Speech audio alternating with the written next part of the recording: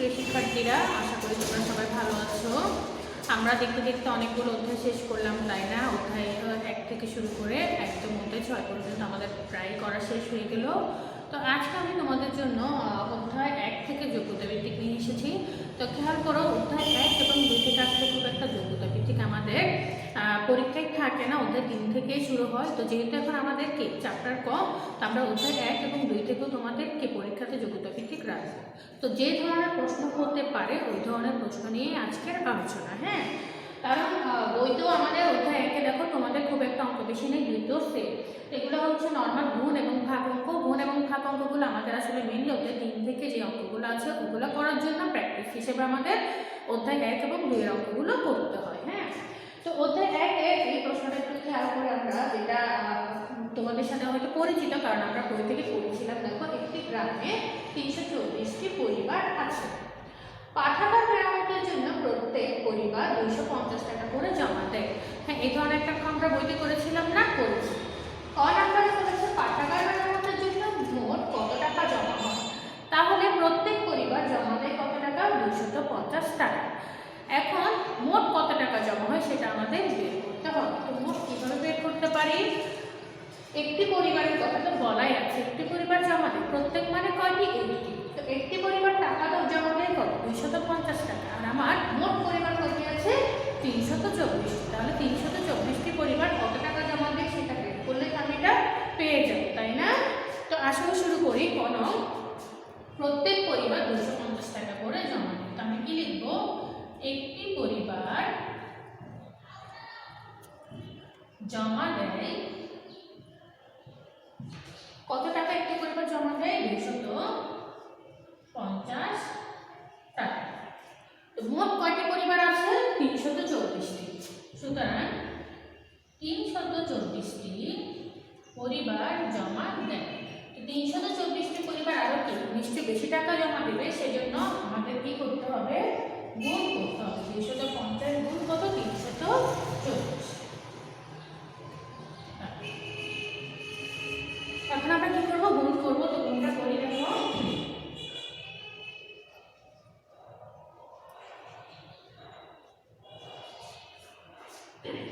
রাফটা নিশ্চয়ই দেখা যাচ্ছে। তোমরা রাফ থেকে কি করবে? পাশে সবসময় গুণটা করবে। তো গুণটা করে দেখো, 0-এর সাথে 4 গুণ করলে কত? 0।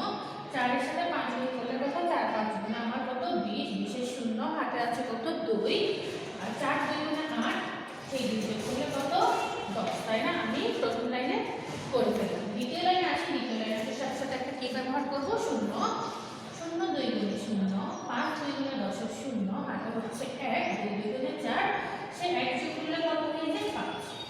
এখন 3 নাম্বার লাইনে চলে আসলাম, সেজন্য আমি দুটো 0 দিলাম। 3 0 গুণে 0, 3 5 গুণে 15 এর 5, হাতে কত? 1, 3 2 গুণে 6, 1 যোগ করলে কত হয়? 7। এখন কি করবো? আমরা যোগ করবো। এখানে কত হবে? 0, এখানে কত? 0, এখানে 0। আর এখানে যোগ করে আমরা 1-এর সাথে 5 যোগ করলে কত? 6, 6-এর সাথে 5 যোগ করলে কত? 11, 11-এর 1, হাতে আমার কত আছে? 1, 7-এর সাথে 1 যোগ করলে কত? 8। তো কত পেলাম? 81,000 টাকা। এখন আমি কি করব? সেই প্রশ্ন থেকে লাইনটাকে সাজাবো। আমাকে বলা আছে পাঠাগার মেরামতের জন্য মোট কত টাকা জমা হয়। সুতরাং পাঠাগার মেরামতের জন্য মোট 81,000 টাকা জমা হয়। এটাই হচ্ছে কি আমার উত্তর। উত্তরতে আমরা কি লিখবো? উত্তর 81,000 টাকা। তো এটা বুঝতে পেরেছি আশা করি। এবার আমরা দেখো খ নাম্বারটাও দেখতে পেলি। হ্যাঁ, পরিবারের সংখ্যা যদি 224টি হয় তাহলে কত টাকা জমা হবে। তো খেয়াল করো, এটা কি একই জিনিস না? কত টাকা জমা হবে সেটা আমাকে বের করতে বলেছে। তো আগে আমাদের পরিবারের সংখ্যাটা কত ছিল? 324টি। জাস্ট এই জায়গায় এসে আমার পরিবারের সংখ্যাটা কত হয়ে গেল? 224টি। তো একটি পরিবার জমা দেয় কত 250 টাকা। তো 224টি পরিবার কত টাকা জমা দেয় সেটাই আমরা সেম আগের মতো করে কি করব, বের করব। তো এখন তোমরা এটা তুলে নাও, আমি পরের অংশে চলে যাচ্ছি।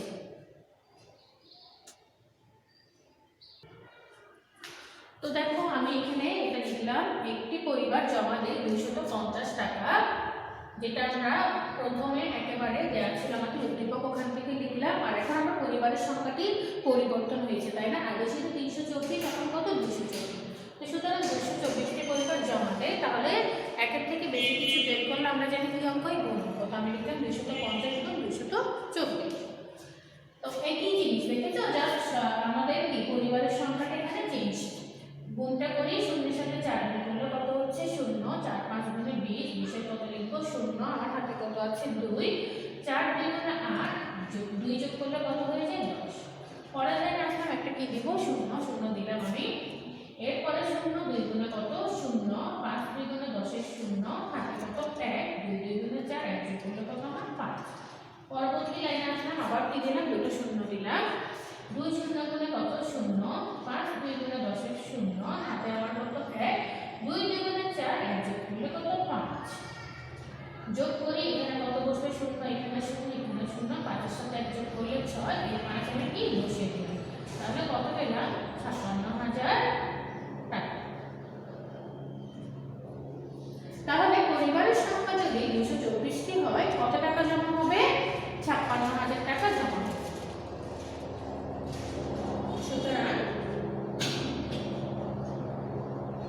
পরিবারের সংখ্যা 224টি হলে ও 56,000 টাকা জমা হবে।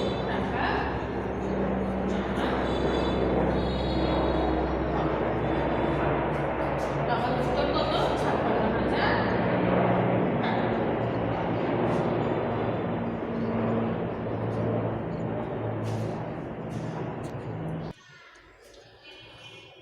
আশা করি এটাও তোমরা বুঝতে পেরেছো।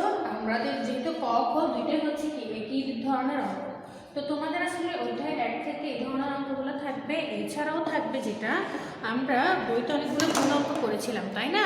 এই যে গুণ অঙ্ক করেছি, এখানে গুণ অঙ্ক ছিল, আবার বইয়ের ভেতরেও ছিল, আমরা ওগুলোও করেছি।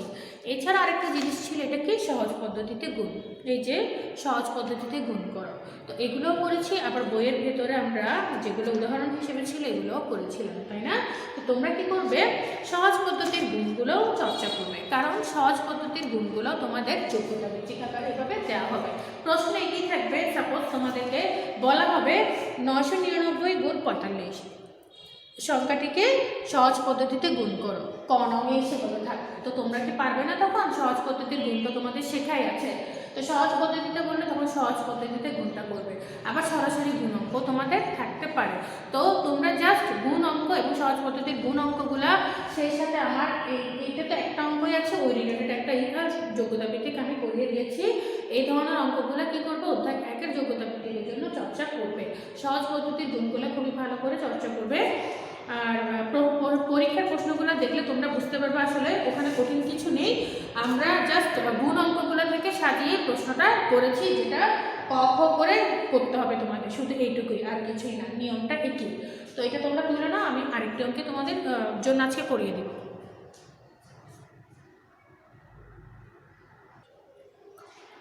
এরপর দেখো আমি আরেকটি প্রশ্ন লিখলাম, এটা হচ্ছে অধ্যায় 2 থেকে। হ্যাঁ, অধ্যায় 2 থেকে তোমাদের যে ধরনের প্রশ্ন আসতে পারে এই ধরনের প্রশ্ন একটি তোমাদের কাছে দেখিয়ে দেওয়া হচ্ছে।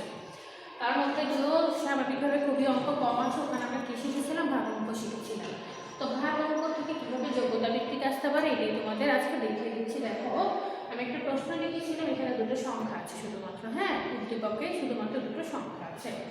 ক নাম্বার এসে আমাকে বলেছে নিঃশেষে বিভাজ্য না হলে ভাজ্য নির্ণয় সূত্র লিখো। আমরা কি এই সূত্রগুলো শিখিনি? ক্লাস ওয়ার্কে করেছিলাম, তাই না?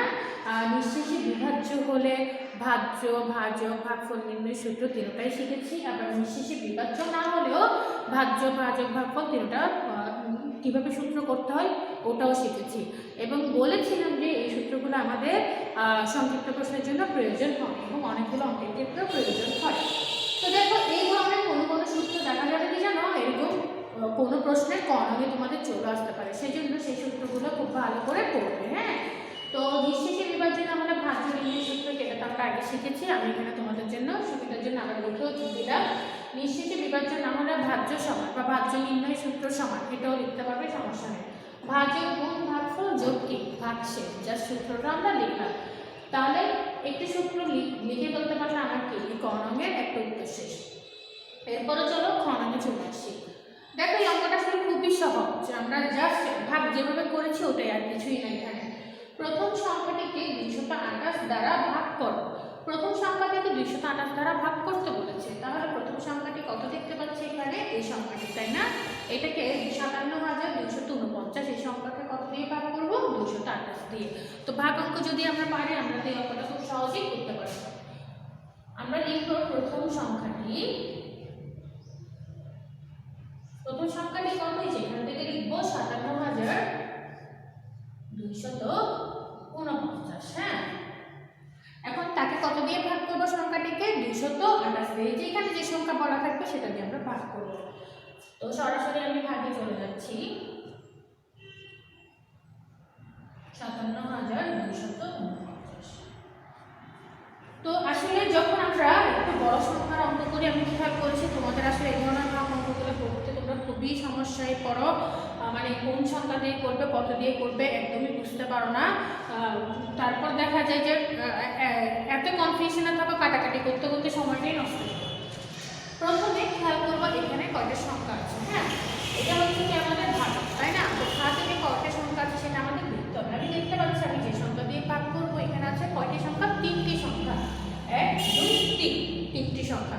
3টি সংখ্যা থাকলে আমি এখানে এসেও 3টি সংখ্যা নেওয়ার চেষ্টা করব। দেখো এখানে 3টি সংখ্যা, অবশ্যই এটা মাথায় রাখবে, এখানে 2টি সংখ্যা দিয়ে ভাগ করলে এখানে আগে 2টি সংখ্যা দিয়ে যায় কিনা তাই দেখতে হবে, না গেলে আরেকটি সংখ্যা বাড়িয়ে নিতে হয়। হ্যাঁ, যখন 3টি সংখ্যা থাকবে তখন আমরা 3টি সংখ্যা দিয়ে যায় কিনা দেখবো, না গেলে তখন আরেকটি সংখ্যা বাড়িয়ে নিতে হবে।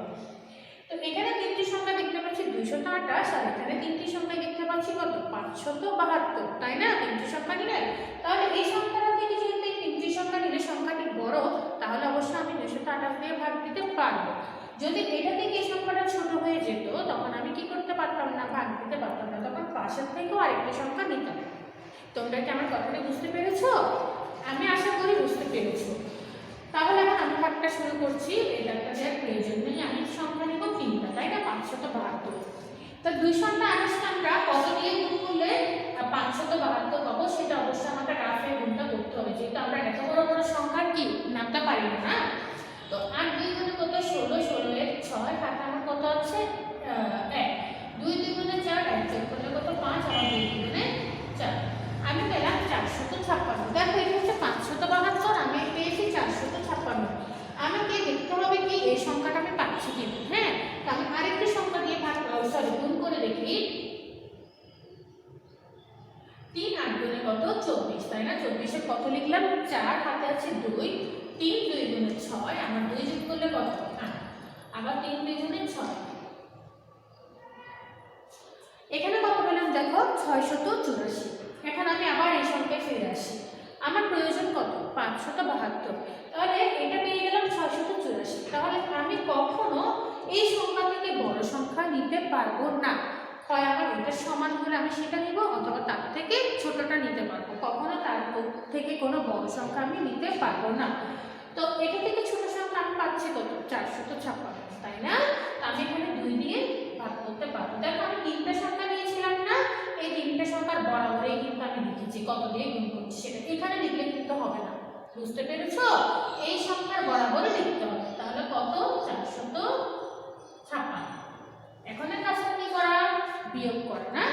তাহলে 1 ধরে নিলাম, কত হলো 12, 12 থেকে 6 বিয়োগ করলে 6, 7টা কত হয়ে গেল 6, 6 থেকে 5 বিয়োগ করলে কত 1, 5 থেকে 4 বিয়োগ করলে 1। বিয়োগ করার পর এখন দেখতে পাচ্ছি আমি পেয়েছি 116, কিন্তু এখানে 228। তাহলে 228 থেকে 116 কি অনেক ছোট, আমি কি করতে পারবো না, এটা দিয়ে এটাকে ভাগ দিতে পারবো না, তখন আমার পাশের সংখ্যাটা এখানে নামাতে হবে, পাশের সংখ্যাটা আমি নামাবো। তাহলে 228 কে যে কত দিয়ে গুণ করলে আমি এটা পাবো সেটা এখন আমাকে বের করতে হবে। দেখো আমি 3 দিয়ে একটাকে গুণ করেছিলাম, আমি পেয়েছি 684। তো আমার মাথায় নিয়ে আসতে হবে 3 দিয়ে গুণ করে যখন আমি 684 পেয়েছি, 4 দিয়ে গুণ করলে হয়তো খুব একটা বড় সংখ্যা আমি পাবো না। আমি এরপর একটা সংখ্যা বাদ দিয়ে তাহলে 5 দিয়ে গুণ করে দেখি। 5 দিয়ে গুণ করলে কি অবস্থা সেটা আমরা দেখি।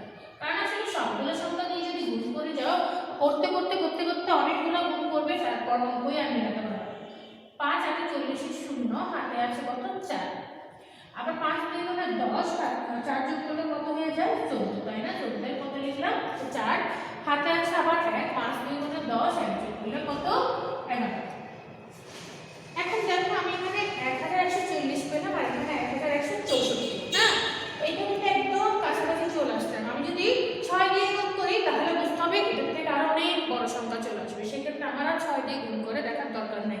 কেন? কারণ আমি এটা দিলে দেখো একদম কাছাকাছি চলে এসেছি। এটা 1100, এটাও 1100, জাস্ট এখানে 64 আর এখানে 40, কিছুটা তফাৎ। সামান্যতম তফাৎ থাকলে আমি আর পরের অঙ্ক দিয়ে গুণ করবো না। কেন? পরে যদি আমি আবার গুণ করি দেখা যায় এটা অনেক বড় সংখ্যা আসে, তাহলে আমি 5 দিয়ে দিব।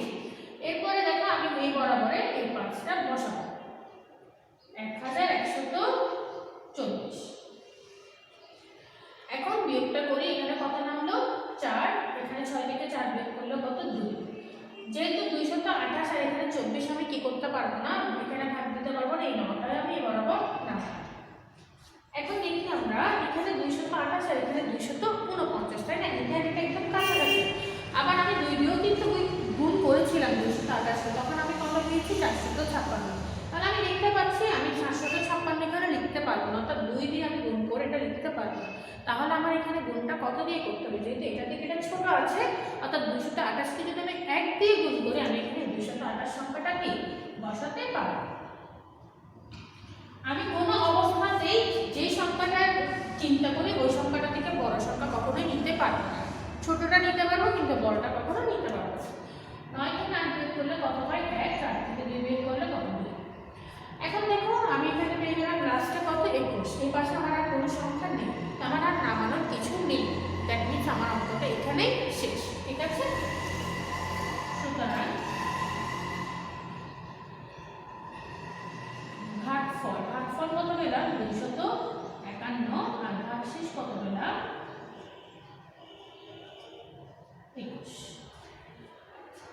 তো যেহেতু নরমাল ভাগ অঙ্ক আশা করি তোমরা বুঝতে পেরেছো, শুধু কি করতে হবে একটু মাথাটা ঠান্ডা রেখে তুমি গুণ করে দেখতে হবে। হ্যাঁ, তো ক নাম্বারে ছিল এটা। ক নাম্বারে এসে দেখো দ্বিতীয় সংখ্যাটিকে 789 দ্বারা ভাগ করো। দেখো সেম প্রশ্ন। এখন আমরা ক নাম্বারে এটা দেখে আমি কি করেছিলাম 57 249 কে 228 দিয়ে ভাগ করেছি। এখন 23456 কে 789 দ্বারা ভাগ করব, এটাই হচ্ছে কথা। তো তোমরা এটা তুলে নাও, আমি গণনাটা করে নিই।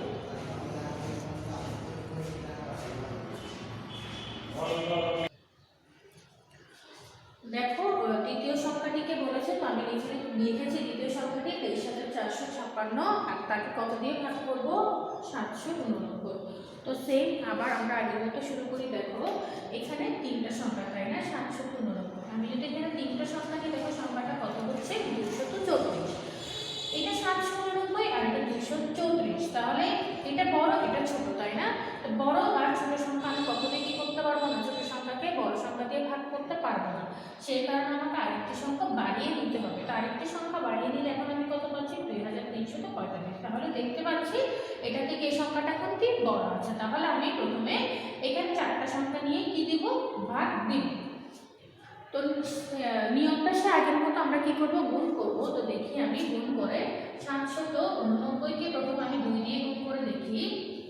9 2 গুণে কত 18, তাই না? 18 এর 8, হাতে হচ্ছে কত আমার 1, 8 2 গুণে 16, 1 যোগ করলে কত হয় 17, 17 এর 7, হাতে হচ্ছে 1, 7 2 গুণে 14, আমি যদি 1 যোগ করে কত হয়ে যায় 15।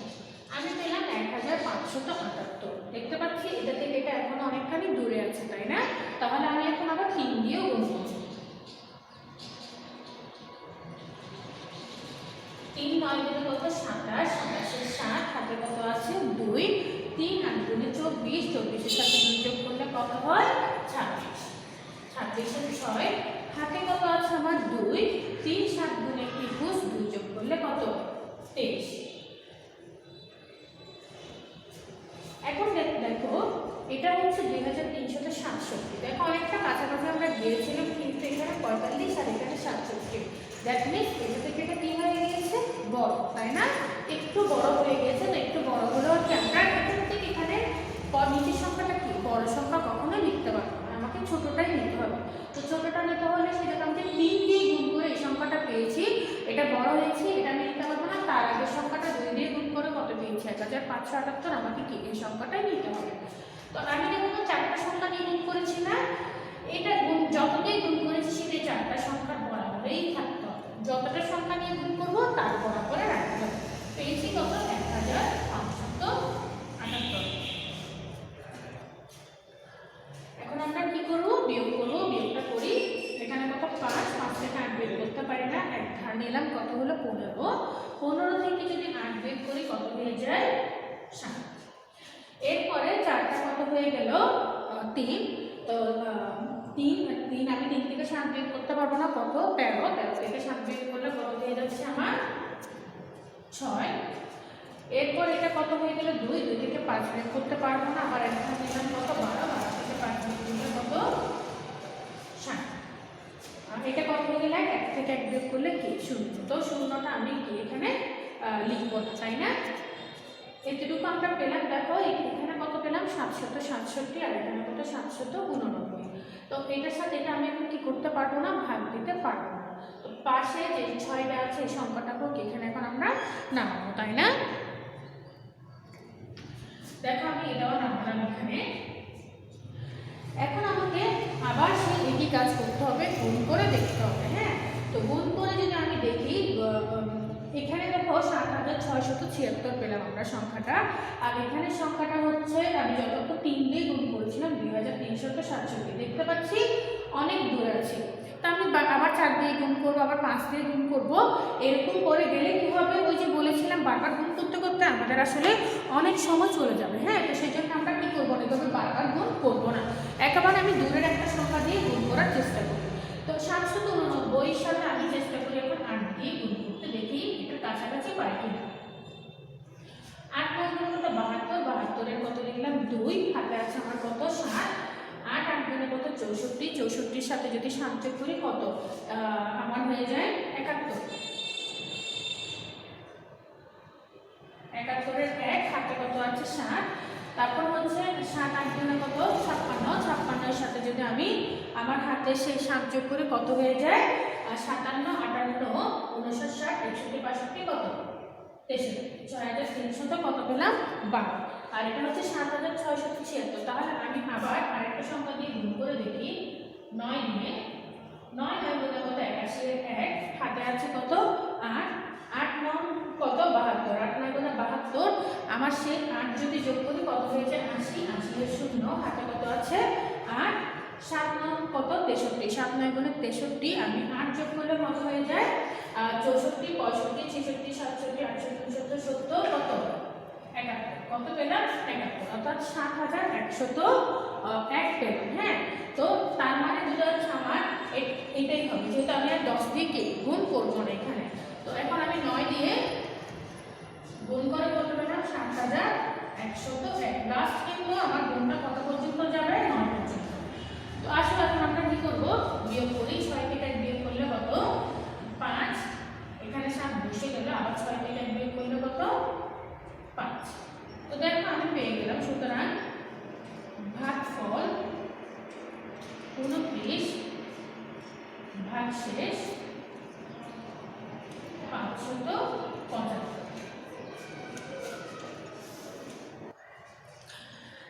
তো আশা করি তোমরা এই ভাগটাও বুঝতে পেরেছো। এরপর তোমাদের আর যে ধরনের প্রশ্ন থাকতে পারে, দেখো এই যে বইয়ের পৃষ্ঠা 11 তো আমরা কিছু অঙ্ক করেছি না, সঠিক কিনা যাচাই করো, এইভাবে দেয়া থাকবে। হ্যাঁ, তোমাদের প্রশ্নটা কিভাবে দেয়া থাকবে, এই যে মনে করো 29,845 ভাগ 293 এর ভাগফল 101 ভাগশেষ 252, এটি সঠিক কিনা যাচাই করো। কমা দিয়ে থাকবে সঠিক কিনা যাচাই করো। তো তুমি তোমার মতো ভাগ করে সঠিক হলে কি লিখবে উত্তরে, সঠিক, আর সঠিক না হলে কি সঠিক নয়। জাস্ট এখানে যেটা শিখিয়েছে এসেছো সেটাকে আমরা কী হিসেবে দিব, ক খ গণন করে কি যোগ্যতা ভিত্তিতে জাস্ট একটা প্রশ্ন সাজিয়ে দিব, এটা ছাড়া কি আর কিছুই নয়। হ্যাঁ, তো আশা করি আজকে ক্লাসটা বুঝতে পেরেছো। খুব ছোট ছোট অঙ্কই ছিল, করতে হয়তো সময় বেশি লেগেছে, কারণ ভাগ অঙ্ক আসলে বড় ভাগ অঙ্কে একটু সময় বেশি লাগে। তারপরে বুঝতে সমস্যা হলে কি করবে অবশ্যই আমাদেরকে জানাবে। তোমরা ভালো থেকো, পরবর্তী ক্লাসে তোমাদের সাথে দেখা হবে ইনশাল্লাহ। ধন্যবাদ সবাইকে, আল্লাহ হাফেজ।